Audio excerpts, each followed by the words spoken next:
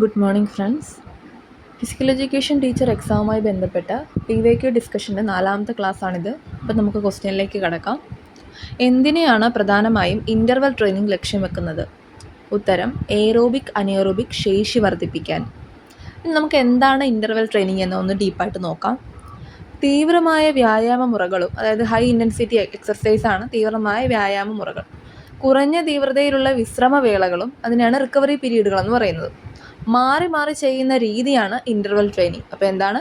തീവ്രമായ വ്യായാമ മുറകളും കുറഞ്ഞ തീവ്രതയിലുള്ള വിശ്രമവേളകളും മാറി മാറി ചെയ്യുന്ന രീതിയാണ് ഇൻ്റർവൽ ട്രെയിനിങ്. ഇനി ഇതിൻ്റെ പ്രധാനപ്പെട്ട ലക്ഷ്യം എന്താണ്? ശരീരത്തിൻ്റെ എയറോബിക് അനേറോബിക് ശേഷി വർദ്ധിപ്പിക്കലാണ് ഇൻ്റർവൽ ട്രെയിനിങ്ങിൻ്റെ പ്രധാനപ്പെട്ട ലക്ഷ്യം.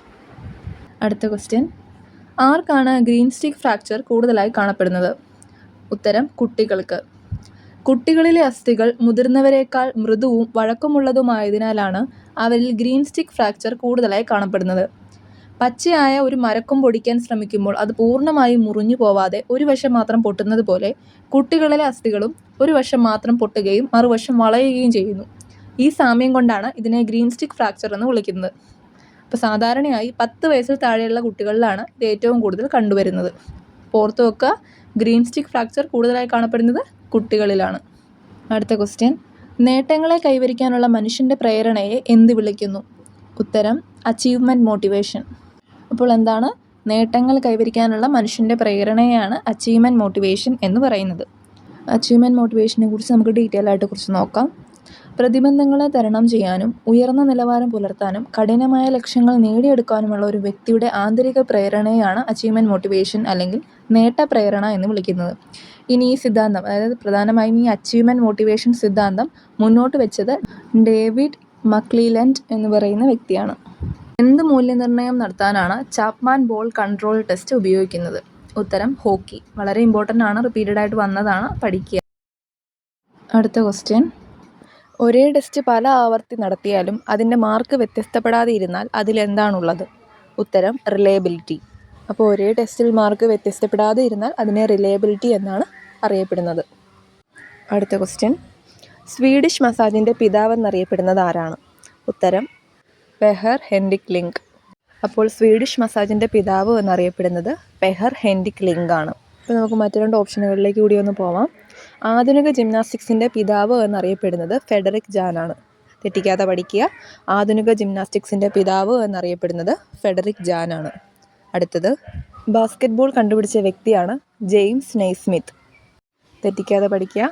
ബാസ്കറ്റ്ബോൾ കണ്ടുപിടിച്ച വ്യക്തിയാണ് ജെയിംസ് നൈസ്മിത്ത്. അപ്പം നമ്മൾ പഠിച്ച 3 ക്വസ്റ്റ്യനെ ഒന്നുകൂടെ നോക്കാം. സ്വീഡിഷ് മസാജിൻ്റെ പിതാവ് എന്നറിയപ്പെടുന്നത് പെഹർ ഹെൻറിക് ലിങ്ക് ആണ്. ആധുനിക ജിംനാസ്റ്റിക്സിൻ്റെ പിതാവ് ഫെഡറിക് ജാൻ ആണ്. ബാസ്കറ്റ്ബോൾ കണ്ടുപിടിച്ചത് ജെയിംസ് നൈസ്മിത്ത് ആണ്. അടുത്ത ക്വസ്റ്റ്യൻ, സ്വതന്ത്ര ഇന്ത്യയുടെ ആദ്യ വ്യക്തിഗത ഒളിമ്പിക് മെഡൽ നേടിയത് ആരാണ്? ഉത്തരം KD ജാദവ്. 1952 ഹെൽസിങ്കി ഒളിമ്പിക്സിലാണ് ഇന്ത്യക്ക് വേണ്ടി ആദ്യമായി വ്യക്തിഗത ഒളിമ്പിക് മെഡൽ KD ജാദവ് നേടുന്നത്. അതൊരു വെങ്കല മെഡലായിരുന്നു. ഓർത്തു വെക്കുക, സ്വതന്ത്ര ഇന്ത്യയുടെ ആദ്യത്തെ വ്യക്തിഗത ഒളിമ്പിക് മെഡൽ നേടിയ വ്യക്തി KD ജാദവ് ആണ്. അദ്ദേഹം 1952 ഹെൽസിങ്കി ഒളിമ്പിക്സിലാണ് ഇന്ത്യക്ക് വേണ്ടി ആദ്യമായി വ്യക്തിഗത ഒളിമ്പിക്സിൽ മെഡൽ നേടുന്നത്. അതൊരു വെങ്കല മെഡലായിരുന്നു. ഇനി ഒളിമ്പിക്സിൻ്റെ മെഡൽ നേട്ടവുമായി ബന്ധപ്പെട്ട കുറച്ച് പോയിന്റ്സ് കൂടി നമുക്ക് നോക്കാം. അഭിനവ് ബിന്ദ്ര 2008 ഇന്ത്യയുടെ ആദ്യത്തെ വ്യക്തിഗത ഒളിമ്പിക് സ്വർണ്ണ മെഡൽ നേടി. അപ്പം നമ്മൾ ഈ പറയുന്ന KD ജാദവിനെ കുറിച്ച് പഠിച്ച പോയിന്റ് എന്തായിരുന്നു? 1952 ഹെൽസിങ്കി ഒളിമ്പിക്സിൽ ഇന്ത്യക്ക് വേണ്ടി ആദ്യമായി വ്യക്തിഗത ഒളിമ്പിക് മെഡൽ നേടിയതാണ്. വ്യക്തിഗത ഒളിമ്പിക് മെഡൽ നേടി, പക്ഷെ അതൊരു വെങ്കല മെഡലായിരുന്നു. ഇനി എന്താണ്? ഇന്ത്യയുടെ ആദ്യത്തെ വ്യക്തിഗത ഒളിമ്പിക് സ്വർണ്ണ മെഡൽ നേടിയ വ്യക്തിയാണ് അഭിനവ് ബിന്ദ്ര. അത് 2008 മാറിപ്പോവരുത്. വ്യക്തിഗത ഒളിമ്പിക് സ്വർണ്ണ മെഡൽ നേടിയത് അഭിനവ് ബിന്ദ്രയാണെങ്കിൽ ആദ്യത്തെ വ്യക്തിഗത ഒളിമ്പിക് മെഡൽ നേടുന്നത് KD ജാദവാണ്. ഇനി ഒളിമ്പിക്സിൽ ആദ്യമായി മെഡൽ നേടുന്ന ഇന്ത്യൻ വനിതയാണ് കർണം മല്ലേശ്വരി. അത് 2000 അപ്പോൾ ഓർത്ത് വെക്കുക, ഒളിമ്പിക്സിൽ ആദ്യമായിട്ട് മെഡൽ നേടുന്ന ഇന്ത്യൻ വനിതയാണ് കർണം മല്ലേശ്വരി. അപ്പോൾ ഇത്രയും നേരം ഒളിമ്പിക്സുമായിട്ട് ബന്ധപ്പെട്ട് പഠിച്ച കാര്യങ്ങൾ നമുക്ക് ഒന്നുകൂടി ഒന്ന് റിവൈൻഡ് ചെയ്ത് നോക്കാം. സ്വതന്ത്ര ഇന്ത്യയുടെ ആദ്യത്തെ വ്യക്തിഗത ഒളിമ്പിക് മെഡൽ ജേതാവ് KD ജാദവാണ്. 1952 ഹെൽസിങ്കി ഒളിമ്പിക്സിലാണ് KD ജാദവിന് വെങ്കല മെഡൽ കിട്ടുന്നത്. ഇനി അഭിനവ് ബിന്ദ്രനെ കുറിച്ച് പറയുകയാണെങ്കിൽ 2008 ഒളിമ്പിക്സിൽ ഇന്ത്യക്ക് വേണ്ടി ആദ്യത്തെ വ്യക്തിഗത ഒളിമ്പിക് സ്വർണ്ണ മെഡൽ നേടിയ വ്യക്തിയാണ് അഭിനവ് ബിന്ദ്ര. ഇനി കർണം മല്ലേശ്വരിയിലേക്ക് പോവുകയാണെങ്കിലോ, ഒളിമ്പിക്സിൽ മെഡൽ നേടിയ ആദ്യ ഇന്ത്യൻ വനിതയാണ് കർണം മല്ലേശ്വരി. അടുത്ത ക്വസ്റ്റ്യൻ, തെറ്റായ ജോഡി തിരഞ്ഞെടുക്കുക. ഇത് എക്സാമിന് എപ്പോഴും റിപ്പീറ്റഡ് ആയിട്ട് വരുന്നൊരു ടോപ്പിക്കാണ്. അതായത് ഇവൻറ്റും അതുപോലെ തന്നെ ആ ഇവൻറ്റ് നടക്കുന്ന കളിസ്ഥലവും. അതെപ്പോഴും പരീക്ഷയ്ക്ക് ചോദിക്കുന്നതാണ്. നമുക്ക് ആൻസറിലേക്ക് കിടക്കാം. ഉത്തരം ഓപ്ഷൻ ബി, ഐസ് ഹോക്കി. മറ്റ് ഓപ്ഷനുകളിലേക്ക് നമ്മൾ കടക്കുകയാണെങ്കിൽ ബേസ്ബോളിൻ്റെത് പ്ലേയിങ് ഏരിയ അറിയപ്പെടുന്നത് പിച്ച് എന്ന് തന്നെയാണ്. സൈക്ലിങ്ങിന് അറിയപ്പെടുന്നത് വെല്ലോഡ്രോം എന്നാണ്. ബോക്സിങ്ങിന് നമ്മൾ റിങ് എന്ന് പറയുന്നു. ഇനി നമ്മൾ ഐസ് ഹോക്കിയിലേക്ക് കടക്കുമ്പോൾ ഇവിടെ ഓപ്ഷനിൽ കൊടുത്തിരിക്കുന്ന ഐസ് റിങ് എന്നാണ്. അപ്പോൾ ഒരിക്കലും ഐസ് റിങ് അല്ല, പകരം ഐസ് റിങ് ആണ് ഐസ് ഹോക്കിയുടെ പ്ലേയിങ് ഏരിയ എന്ന് പറയുന്നത്. അപ്പോൾ റിങ്ങും റിങ്കും തമ്മിൽ തിരിഞ്ഞു പോരുത്. ബോക്സിംഗ് ആണെങ്കിൽ റിങ്ങും ഐസ് ഹോക്കി ആണെങ്കിൽ ഐസ് റിങ്കുമാണ്. അപ്പം ഇതെപ്പോഴും റിപ്പീറ്റഡ് ആയിട്ട് വരുന്നതാണ്, കൺഫ്യൂസിങ് ഫാക്റ്റാണ്. അപ്പോൾ തെറ്റിക്കാതെ അത് പഠിക്കുക. അപ്പോൾ ഫിസിക്കൽ എഡ്യൂക്കേഷൻ ടീച്ചറുമായി ബന്ധപ്പെട്ട് കൂടുതൽ വീഡിയോസ് വേണമെങ്കിൽ ചാനൽ സബ്സ്ക്രൈബ് ചെയ്യുക.